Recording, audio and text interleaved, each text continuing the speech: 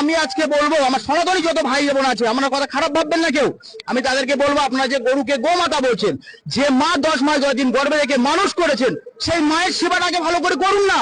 সেই মায়ের আশীর্বাদ থেকে বড় আশীর্বাদ কিছু নেই।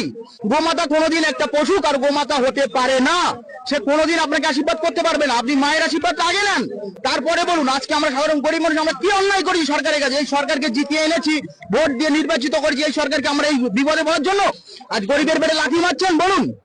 আমরা এই গরিবরা আজকে ক্ষিপ্ত হয়ে আছে, আমাদের পেটে যখন লাথি মারে, পেটের জ্বালায় আমরা যখন সিংহর মতন গর্জন দেবো, এই গর্জনের আওয়াজটা কতদূর যাবে সেটা সরকার বুঝতে পারবে।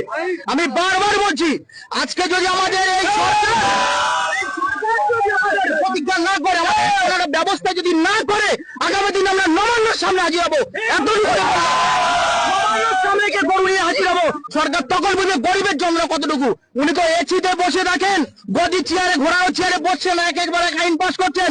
সাধারণ মানুষ আমরা কত কষ্টে সকাল 6টা থেকে রাত 12টা পর্যন্ত গরুর গয়লি খাটতে হয় দাদা। আমি কাল তো একটা হিন্দুদের নিয়ে ভিডিও করেছি, আমার হিন্দু ভাইরা, আমি তাদের সঙ্গে একসঙ্গে অটো বসা 24 ঘন্টা একতলায় খাওয়া দাওয়া করি, কত কষ্টে তারা আছে সেটা বুঝতে পারবে।